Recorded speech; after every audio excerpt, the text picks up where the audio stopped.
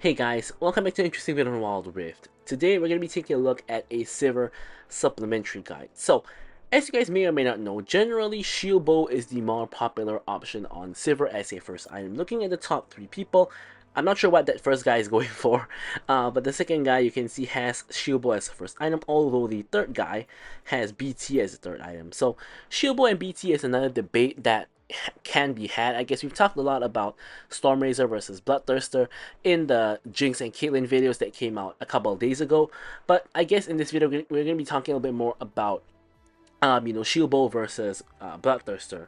So let's get straight into discussing the items, right? So we're going to start with the Gluttonous Grease for the AD and the Omni Vamp, followed by, of course, the BT. BT, of course, gives you a ton of stats as well as the physical Vamp. And then the Vori core item on Sivir, of course, gets you a lower cooldown on all your spells. W and E in particular, very important for this. And then you have IE for the huge amount of AD as well as the bonus crit damage, and then you have more Reminder for the Armor Pen and Grievous Wounds. The last item is really flexible, but some of your amazing options are things like Black Fever, where you can proc easily on the entire team because your boomerangs are going to bounce all over. Also, a really good option is something like a Maw, for example. Even Serpent Spam could be an option if you need anti-shield, because you can apply it easily to the entire enemy team. Now, Rune's going to be a standard ADC loadout. Of course, we have Lethal Tempo for the range and the attack speed. Brutal because you auto-attack a lot. Giant Slayer to deal with the tanks. Alacrity for the attack speed. And then Bone Plating for the defensive capabilities. Now, for the spells, your most ideal loadout is going to be Flash and Ghost. Right now, Sivir has a spell shield, so you can block some kind of CC. But of course, you need to be very good with it and very reactive. So, of course, Cleanse is always going to be a good option as well. Not Clarity, but Cleanse. And of course, Barrier and Exhaust are also options as well. But with that said, now let's take a look at the gameplay. Okay, so let's take a look at the gameplay itself. Of course, the first thing I gotta cover is, of course, talking about Bloodthirster versus Shieldbow. So, Bloodthirster and Shieldbow are kind of a lot more similar than Stormraiser and Bloodthirster, I think. I mean, honestly, both sides have similarities. They're all like AD items, right? So at the end of the day, they all are roughly similar to a certain extent. So basically, once again, the pro of Bloodthirster is really that you get a lot more AD and more physical vamp. I say more physical vamp when Shieldbow is not proc. Of course, when Shieldbow is proc, you get more physical vamp compared to Bloodthirster for 8 seconds. But in general, of course, Bloodthirster has more physical vamp. So just off healing off of minions or monsters, Bloodthirster is gonna be more useful. Of course, you get a lot more AD, meaning that you scale a lot better. However, the main thing about Shieldbow is simply the fact that, number one, when you get the Shieldbow procced, you do end up getting more physical vamp, and this is always, or not always, but generally almost always going to be in combat, right? Because unless you get your Shieldbow procced by a jungle monster or a Baron or something like that, most of the time you will be having a situation where your Shieldbow procs in combat, as we tried to flash kill the Nami, but instead we die ourselves, and as does the Lux, so it's kind of off to a bad start. So what I'm trying to say here is that basically in combat, when Shieldbow procs, you are going to have better physical vamp, which actually is, it could be very important. But of course, really the main part of this is the Shieldbow shield itself, right? The main point of building Shieldbow is obviously always the shield. The shield you get is a really decent sized shield. Now, I will say that Shieldbow is a really good early game item, so if you're going for Shieldbow, it should be your first item. I used to say in my videos that you could go for Shieldbow as a last item, as a defensive option, but as I play more and more, I kind of feel that that is not very good, because although Shieldbow's shield does increase with level, but how do I explain this, right? In the early game, the shield is a lot more significant because other people don't have items yet, and they cannot really break through the shield easily. But in the late game, mages, assassins, and even marksmen are going to have so many items that they can break through the shield easily. So although the shield increases, the rate that the enemy team's damage increases is faster than the shield, which means that they can break through the shield in the late game, but in the early game they cannot break through the shield very easily. So Shieldbow is really just an early game item, right? So obviously you wouldn't want to be rushing Shieldbow first. Now, the reason why Sivir normally goes for Shieldbow first item instead of Bloodthirster is because Sivir has very short range, right? So Sivir range is kind of down there. It's not as bad as Samira and Lucian, but it's only just slightly better, right? So Sivir has to kind of get up really close and personal in order to really get off her damage, right? Of course, you are supposed to hit the closest target and let the boomerangs bounce to whoever else is behind them. But even to reach the closest target, you only have a very limited range, right? And that is kind of the issue, right, with Sivir. As here we are in a lot of trouble, we end up dying again, and Jin goes on to a killing spree. And this leads to my next talking point about Sivir, right? So Sivir is a very good insane scaling champion. I rank Sivir in the S plus tier. I think she's one of the best ADCs in the game, on par with Varus and Corki. I think these three are pretty much the best ADCs in the game at the current moment. So one of the kind of pros of Sivir is her early game used to be very like kind of weak, and I do still think her early game is kind of weak, but I do think that as I get better at playing Sivir, I have been playing a lot of Sivir recently, ever since she kind of got good, and I even spent a period of time where I spent a few weeks playing Sivir only just to get better at Sivir.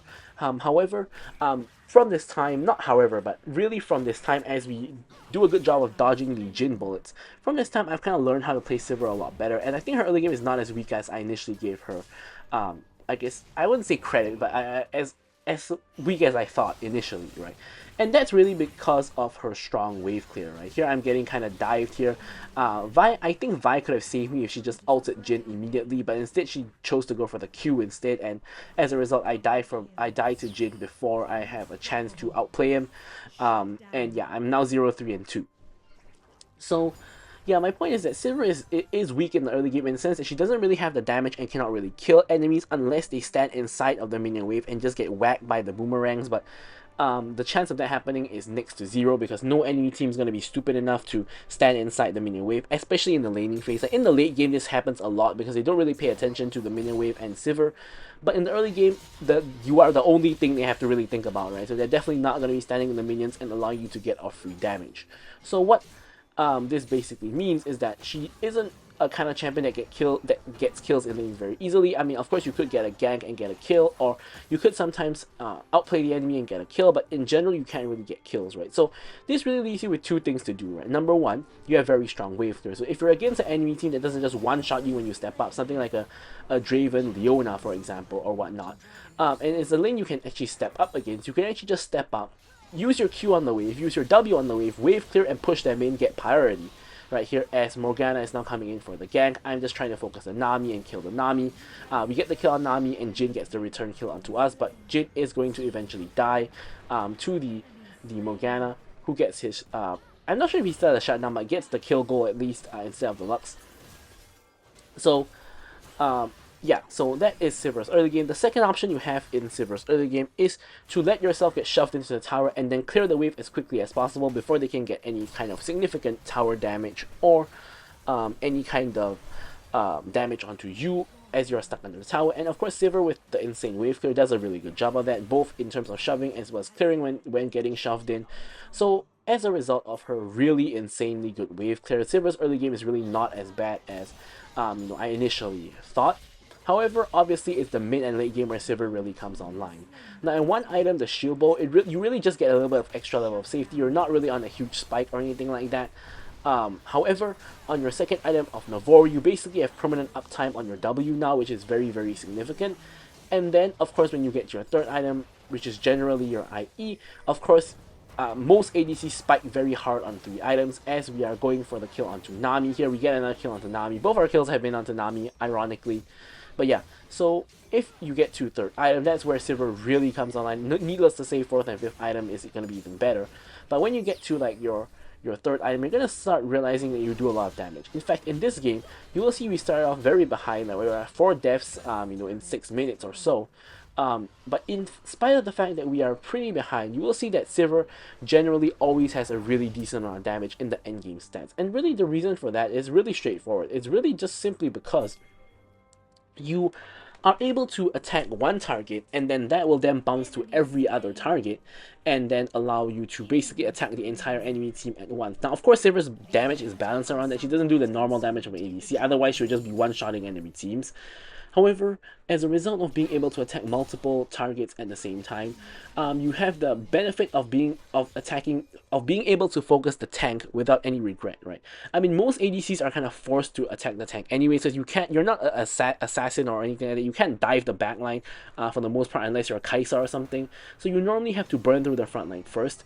So, but in Sivir's case, in addition to burning through the front line, you're able to bounce to the backline and thereby attack the backline by attacking the front line, which is pretty much a strength that no other ADC actually has, right? So it's something very unique to Sivir, and it's what makes Sivir really, really good.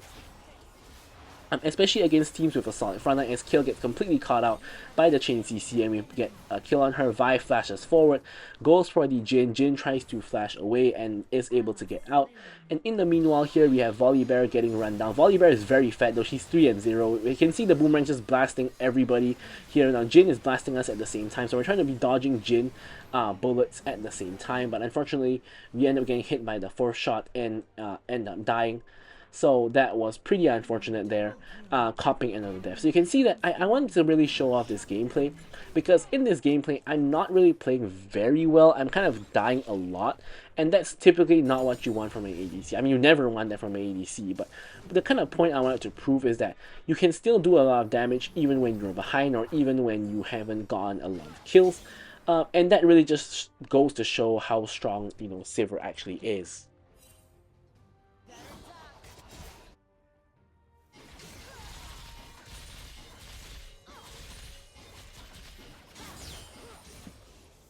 So now, not too much is happening here. There is a fight going on in the Raptor area with the Vi kind of getting caught out, but I'm not too interested in joining that fight because it's going to be like me and Vi versus the entire enemy team with the Mundo and the Kayle rotating as well, so definitely not a fight that you really want to take. So here I'm just really trying to find farm wherever I can. In this case, it's kind of the mid lane where I'm fighting against Morgana and Lux to secure some farm. With Volibear pushing in the other lane, and of course the other lane being very far pushed in, the top lane being very far pushed in, and Jhin only now just pushing it back out. Now here Mundo takes a ton of damage, and I cannot believe Mundo doesn't die there, by the way. So here I'm popping my ulti, he's standing in the wave, so I'm thinking I bounce off the wave onto him, and somehow he actually survives, doesn't get hit by the Lux ulti either, and Mundo actually escapes on 1 HP, which is really, really unfortunate, really whack to be honest, because he was just on 1 HP for 1 eternity, but of course he's pretty tanky, he has Heartsteel, and things like that. I mean, he's very far behind, like he's like only 5k gold, lowest gold in the game by far, lower than his support, he's 1-7. But I guess that also goes to show you that Mundo's base stats and his like healing from his ultimate, things like that, are just really strong, and as a result you cannot even kill him when he's so far behind. So here I'm desperately trying to get to my Navori, which I finally reach. Of course, that's going to be the first major power spike that we have. Of course, Bloodthirster is a pretty major spike as well. And now we are at the dragon where a fight is going to occur. Now Mundo has gotten picked off by my team. Looks like there's going to be a fight here. Now Sivir lives for team fights. You love going for team fights because you can bounce your boomerangs to everybody. Lee Sin goes in, gets the steal onto the dragon, but we get the kill on Lee Sin. Good trade in my opinion. Now we're going to chase down the rest of the enemy team. Maybe Kayle flashes the wall. And here I'm kind of thinking if we should be just running in. So here Jhin overextends a lot, so we're just running in. Kayle gives Jhin the ulti, which means that I can kill the Kayle, then I flash forward, kill the Nami, and then I can go back and try to clean up the rest. I get the kill onto the Jhin and the shutdown, but now I'm getting run down by Mundo. Mundo is slowing me down. I do have my movement speed from my ulti. Here I go unstoppable to remove any kind of slow, and then I use the spell shield to block a spell and then get the speed up. I dodge the final Mundo Q and I'm able to actually escape to safety. And now look at that, out of the blue I went from like 2-4 to like 7-5, right? So I'm just grabbing a bunch of kills out of nowhere, and then I'm getting back into the game off of those kills. Now Mundo for some reason is walking up, he's standing in the wave, so he's taking quite a bit of damage from me, as you saw there. Yeah, he does take quite a chunk. And now I'm going to rotate over to the red buff, just get a reset after getting the buff share, and then get the I believe it should be IE components. Yeah, not quite enough for IE yet, but we're really, really close, within 900 gold of IE. Baron is now spawning, which is a possible objective that both teams might fight for. And here you can see I'm desperately trying to get to IE gold, because obviously IE is really the point in the game where you come fully online, and I'm just really desperate to get the IE gold. Now for some reason my Vi is doing the Baron, and he's pinging for it. Lee Sin is on the opposite side of the map, so this may not be a very bad idea. Volibear has 3 people on him, and now they're peeling off the Baron onto the fight. Now I'm trying to make my way there. Nami has already gone down, and here I'm popping the ult to give my team the movement speed to chase people down. Jin face checks the bush, gets rooted, and gets one shot pretty much. Mundo dies as well. Lee Sin is now making his way over here. Kayle has already expended her ult, so she's vulnerable. Lee Sin goes in 1v4, gets evaporated. Kayle now gets baited by Lee Sin, gets evaporated as well. And the whole game just fell apart for the enemy team off of this pretty bad fight. Now, we did lose Vi, however, we did ace the enemy team, which means that even without our jungler, we should be able to do this very easily because there's literally no one alive on the enemy team to steal.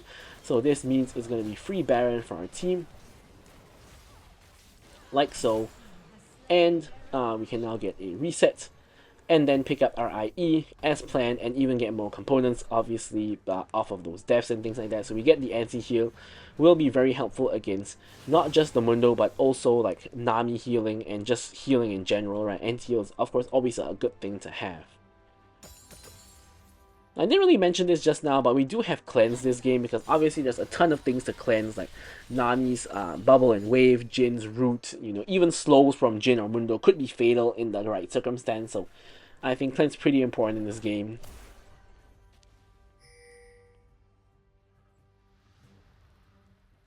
So here, now with the Baron, we kind of want to push, right? So Volibear is pushing the bot lane, no one is pushing the top lane, and the rest of us are kind of just pushing in the mid lane, right? So we don't necessarily need to play on 2 waves, we could always play on, we don't need to play on 3 waves, we could just play on 2 waves, which is kind of what we're going for here. Now, a fight looks like it's going to break out here, which is why we're all kind of rotating through the jungle here towards the enemy team. There is still that 1 cannon minion left. I'm trying to you can see the range issue here. I'm trying to get in range to hit the tower, but I can't really. So here you can see I'm just going to just basically hit whoever's the closest. In this case, it's the Mundo. It bounces off the wave and clears the way for me, allows me to pick up the tower. I'm really low HP, but I'm using my ulti to kind of allow my team to chase down the enemy team. I'm focusing the tower. Now I'm really dangerously low. Unfortunately, the Jin Q kills the Morgana, bounces onto me, and then kills me, which is really unfortunate because I was basically doing my best to stay out of range, right? I mean, this Jin doesn't have magnetic blaster, so I know he doesn't have the greatest range, so I was just trying to outrange him, but unfortunately the Q bounce goes outside of his normal range, so I kind of look a little bit stupid there running for it at 1 HP, but it's not as dumb as you think, right? Because the intention was clear, which is stay out of people's range, give my team the speed up, and maybe help if like I can bounce off of minions or something like that. But unfortunately, that's not exactly what happened, and I didn't factor in the bounce from the Jin. Now, speaking of which, Jin nearly gets one shot by Volibear, but look at the insane healing from the Nami, right? And look at the insane damage from Volibear. Now, the ulti from Kayle comes on, and the healing from Nami comes in again, and yeah, Volibear eventually can take no more damage and just ends up going down. Now, in the meanwhile, Vi is going for the dragon, which is being done by Lee Sin and Mundo currently. Now, I honestly am not too interested in the dragon, but I want to maybe kill Lee Sin or Mundo if possible. They do end up getting the Mountain Soul, but we do end up getting the kill onto Mundo and Lee Sin, which I think is way more valuable than the Mountain Soul. Now, I have my ult as well, and we're chasing down the Nami, but unfortunately Vi gets chain CC'd. I step up a little bit to block for her a little bit. I have the spell shield on, but I just dodge out the rest of the ultimates from Jin, and we are all good. So using the last of the pushed up minions, Vi is trying to get the tier 2 tower. Now, I have no interest in taking that tier 2 tower because the 3 enemies are there to defend it. Furthermore, I have my Moral Reminder on base, putting me at 100% crit, and now I'm 11, 6, and 10. So what started off as a horrible early game is now a really insane game for me. Now, of course, Jin is also having the game of his life, being 18, 5, and 2 now, and having the most goal in the game. However, he has a really strange build, like from what I can see. He has Collector first item, which is normal, and then he goes into Serpent's Fang, which is a little bit strange, but acceptable considering there's like a lot of shielding on my team. And then he goes into IE third item, which is alright. Then he goes into Stormrazor fourth item, which is really a first item kind of item, right? I've never seen Stormrazor build anything further than the second item before, ever. So that's a really, really strange build. Right, so here Jin ult, is going to step out of the ult range. Lee Sin is behind the Baron Pit, and I'm wanting to get Lee Sin because like there's always a chance of a steal, right? So here we're going to go for the fight instead of the Baron, and I'm just using my boomerangs to bounce off of Mundo onto the other targets. Now Kill is starting to open fire onto us. Vi ults the Jhin. Jhin should be in trouble here. It does cleanse out and is able to escape due to the cleanse. Now Elder is spawning as well, and Lee Sin is getting run down by my team. I mean, he should be getting run down by my team, right? Vi is running him down. And in the meanwhile, while he's getting run down, we're going to do the Baron, right? So now, the worst case scenario is he runs around and gets around to the back of the Baron pit and steals the Baron. The chance of that happening is very, very slim, though. So me and Volley are two-manning the Baron while the rest of my team is chasing Lee Sin away from the Baron. We get the Baron, and now Elder is spawning. So it's pretty much going to be almost rinse and repeat kind of strategy here. Either we zone the Lee Sin away, get Elder, or we kill him like this and get Elder. You know, and yeah, the game's pretty much secure at this point, in my opinion. All we gotta do is secure the Elder. Hopefully, Jhin 4-shot or something doesn't steal it, and then we can have Baron and Elder, and then we end the game. So here I'm making sure to stand between the Elder and my and the enemy team, just in case Jhin tries to 4th-shot the Elder. Is probably gonna target me unless he manual targets the Elder. So anyways, here we get Baron, we get Elder, we're gonna get a reset here, get a stasis just in case you get bursted, and honestly whatever last item, it probably doesn't really matter. I wasn't thinking too hard, I just went for a long sword because I'm thinking the game will end here and now. It doesn't really matter what I go for. And here, with the Baron and Elder pushing in, the minions take down the tier 2 tower. Honestly, for me, the game plan here is just run down mid and end the game. I think it's pretty straightforward. We don't need to do any fancy split pushing or whatnot. We just run down mid, win the team fight, and then win the game. Right? That's what you mainly want to do when you have Baron and Elder. So I'm kind of trying to wait for my team to join out. I'm not sure what Vi is doing farming her jungle when we're trying to end the game. But here we get the kill onto Lee Sin. We pop the ulti to try to run down more people. Jhin is attacking me from over the wall, does a ton of damage. Elder procs onto the kill. Morgana is blocking for me, so no threat there. Volibear goes ahead and disrupts the Jhin. Now I'm trying to wave clear and lifesteal back my health, which is kind of working, but I don't really think it's needed anymore. We can simply just end the game, which we do, and there we have it. So I'm going to leave you guys with the stats as usual. Thank you guys so much for watching the video, and goodbye.